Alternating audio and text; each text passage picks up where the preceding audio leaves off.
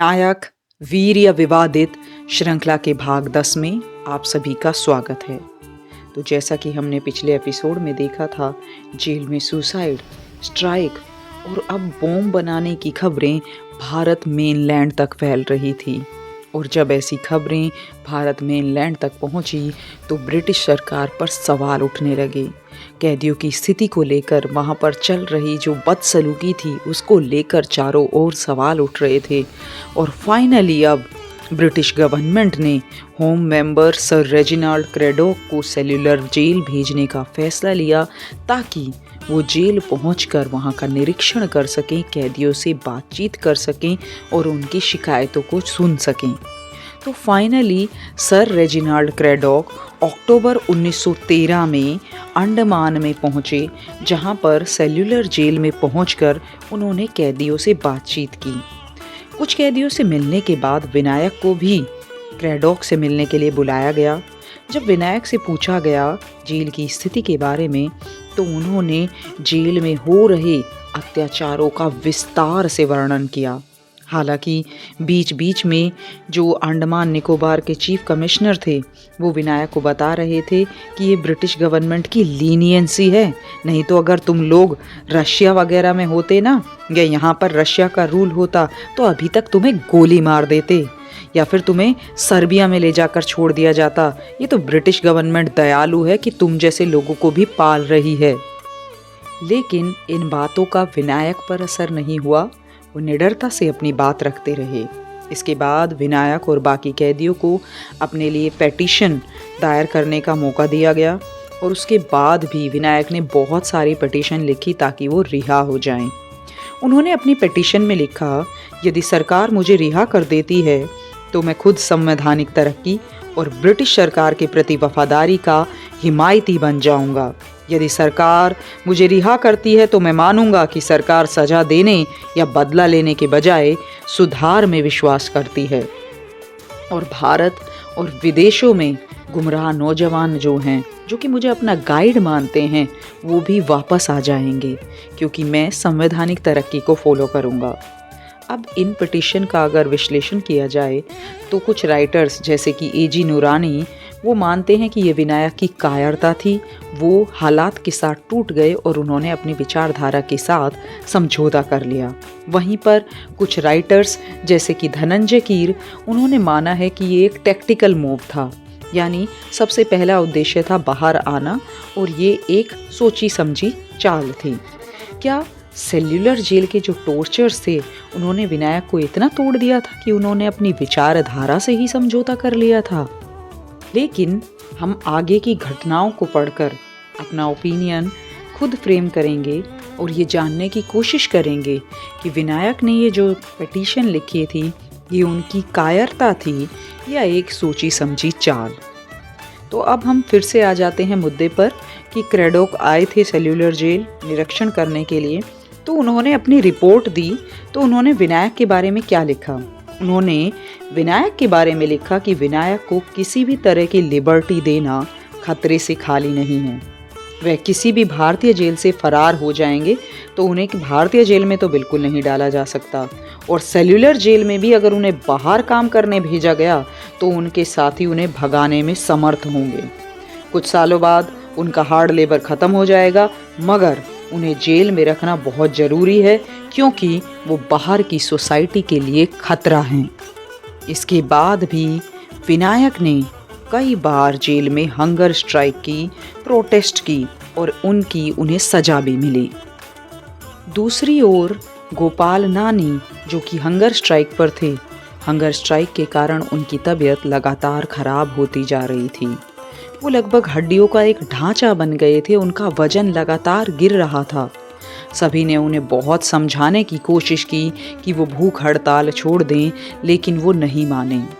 अब जब वो नहीं माने तो विनायक ने भी उनके सपोर्ट में भूख हड़ताल शुरू कर दी। जब विनायक ने भूख हड़ताल शुरू करी तो विनायक को गोपाल नानी के सेल में ले जाया गया। जब गोपाल नानी से विनायक मिले तो उन्होंने उनके कान में एक बात कही, ऐसे मत मरो, अगर मरना ही है तो वीरों की भांति अपने एक दो दुश्मन को मार कर मरो, ऐसे मत मरो। इसके बाद भोपाल नानी ने कुछ दिनों में भूख हड़ताल बंद कर दी और ज़्यादातर पॉलिटिकल प्रिजनर्स अब विनायक का रूल फॉलो करने लगे थे। क्या था वो रूल? वो रूल था कि ज़्यादा से ज़्यादा खाना खाओ और काम मत करो। अब इतना सारा अनरेस्ट जो चल रहा था सेल्युलर जेल में, इन सब चीज़ों के चलते जेल के नियमों में कुछ बदलाव किए गए और उन बदलावों में से एक बदलाव था कि पॉलिटिकल प्रिजनर्स को अब किताबें उपलब्ध कराई जाएंगी। इसी बीच 1914 में ऑस्ट्रिया, हंगेरी और सर्बिया के विवाद ने प्रथम विश्व युद्ध का रूप धारण कर लिया। प्रथम विश्व युद्ध, जिसने कि मानो विनाश के बीज चारों ओर बो दिए हों और हर कोई अलग अलग तरीके से इस विश्व युद्ध से प्रभावित था। और भारत, जो कि एक गुलाम देश था, उसको बिना उसकी परमिशन के इस वॉर में घसीट लिया गया। विनायक ने इस तरह के वॉर की घोषणा लगभग 1910 में ही कर दी थी। और जब वॉर शुरू हुआ तो विनायक ने फिर से पिटीशन लिखी। उन्होंने अंडमान के जो कमिश्नर थे उनको पिटीशन लिखी और वायदा किया कि वो इस वॉर में ब्रिटिश गवर्नमेंट को वॉलंटरी सर्विस प्रोवाइड करेंगे और साथ ही साथ उन्होंने बाकी जो पॉलिटिकल प्रिजनर्स थे उनकी रिहाई के लिए भी प्रार्थना की। बट एज यूजुअल विनायक की पिटीशन रद्द कर दी गई। जेल में विनायक ने एक और चीज़ नोटिस की।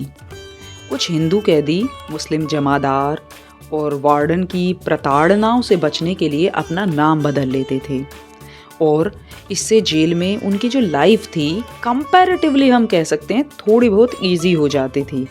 इसी के लिए उन्हें क्या करना होता था, उनको अपना नाम मुस्लिम कर लेना होता था और साथ ही साथ मुस्लिमों के साथ बैठकर मुस्लिम भोजन करना होता था।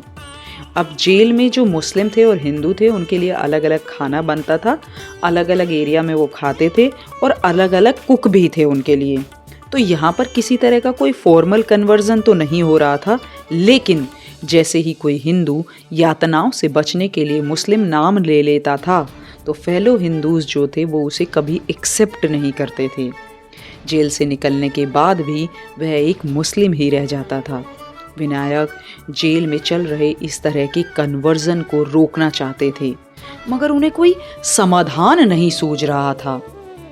तो विनायक ने आर्य समाज के शुद्धि मूवमेंट को अपनाया, जहाँ जो कन्वर्टीज थे उनको स्नान कराया जाता, तुलसी के पत्ते खिलाए जाते, धुले वस्त्र पहनाए जाते, भगवत गीता के श्लोक गाए जाते और उसके बाद उन्हें रामायण का एक चैप्टर पढ़ना होता था।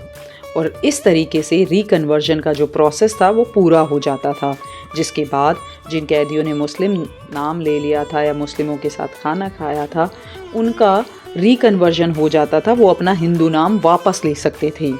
हालांकि विनायक की इस प्रथा का हिंदू वार्डन और बाकी कैदियों ने काफ़ी विरोध किया, लेकिन विनायक ने समाज सुधार, अपने धर्म से प्यार और कन्वर्जन से अपने धर्म की रक्षा के लिए बीज बो दिए थे। विनायक की जो हिंदुइज्म की डेफिनेशन थी वो हिंदू धर्म से सिर्फ रिलेटेड नहीं थी। उनका मानना था कि हिंदू वह है जो हमारे देश को अपनी जन्मभूमि और धर्म के रूप में पहचानता है।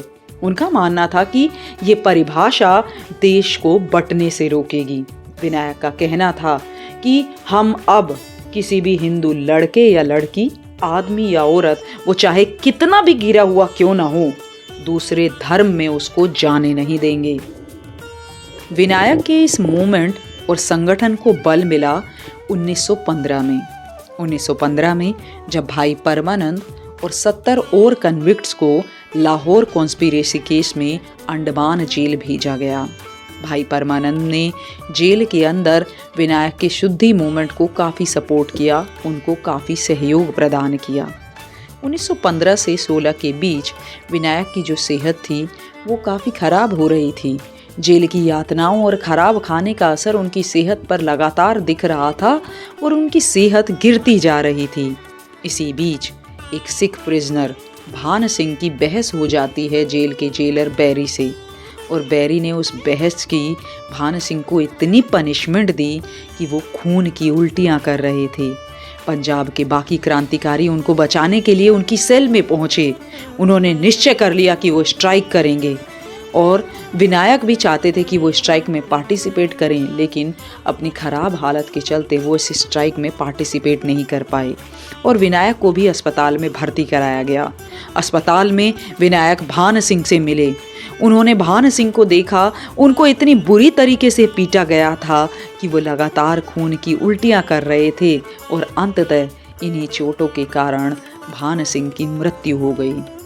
अब फिर से जेल में भूख हड़ताल शुरू हो गई। इस बार बैरी पर फिर से डिपार्टमेंटल इंक्वायरी बिठाई गई, लेकिन फिर बैरी को एक नोटिस देकर छोड़ दिया गया। लेकिन कैदियों की स्थिति में कोई बदलाव नहीं हुआ या उनके जो नियम थे उनमें कोई बदलाव नहीं हुआ और इन्हीं सब चीज़ों को झेलते झेलते आ गया था वर्ष 1919, जब विश्व युद्ध खत्म हुआ और इस विश्व युद्ध ने विश्व के नक्शे में काफ़ी परिवर्तन कर दिया था और इंडिया में इंट्रोड्यूस किया गया मॉन्टेग्यू क्लेम्सफोर्ड रिफॉर्म। इससे पहले भी विनायक ने अपनी और बाकी पॉलिटिकल प्रिजनर्स की रिहाई के लिए पिटीशन लगाई थी, बट एज़ यूजुअल रद्द कर दी गई थी। अब क्योंकि विनायक की हालत काफ़ी ख़राब हो रही थी, उनकी जो पाचन शक्ति थी वो जवाब दे चुकी थी, उन्हें तेज बुखार था और पेचिश के कारण वो काफ़ी वीक हो गए थे और इसी बीच मलेरिया ने भी उन्हें अपनी गिरफ्त में ले लिया था। तो विनायक को अस्पताल में भर्ती कराया गया था। वो लगभग 1 साल तक अस्पताल में रहे। अस्पताल से जब वो वापस जेल आए तो वो भयावह पल, जेल के जो भयावह पल थे वो उनको फिर से दुख देने लगे थे। हालांकि बाकी कैदियों को 5 साल बाद उनकी फैमिली से मिलने का मौका दिया जाता था, लेकिन विनायक कुछ स्पेशल केस थे, तो उनके जीवन में ये जो पल था लगभग 8 साल बाद आया। मई 1919, 8 साल बाद विनायक को अपने परिवार से मिलने का मौका मिला और ये एक भावुक पल था। नारायण राव, उनका छोटा भाई और उनकी पत्नी यमुनाबाई उनसे मिलने के लिए आए। वो 2 दिन तक लगातार उनसे मिलने के लिए आए, जिसमें उनको लगभग 1.25 घंटे के लिए मिलने दिया जाता था। इस मुलाकात में विनायक ने जब यीशु बहनी के बारे में पूछा तो उन्हें पता चला कि उनकी मृत्यु हो चुकी थी और ये भी बताया नारायण राव ने कि मृत्यु से पहले वो अपने पति और विनायक को देखना चाहती थी। इस वजह से उन्होंने बार बार सरकार से प्रार्थना की, लेकिन उनकी सारी प्रार्थनाएं रद्द कर दी गई।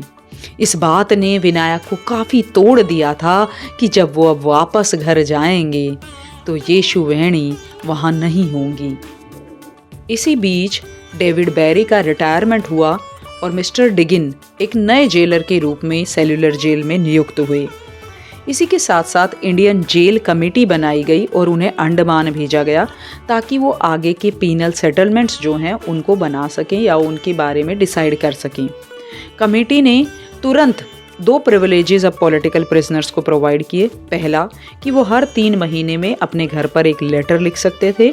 दूसरा, वो अपना जनेऊ या बाकी जो रिलीजियस सिंबल्स हैं उनको धारण कर सकते थे। और इस कमेटी ने जब अपनी रिपोर्ट दी तो इस कमेटी की जो रिपोर्ट थी उसमें जेल की जो कंडीशंस थी उसके बारे में इन्होंने काफ़ी असंतुष्टि जताई।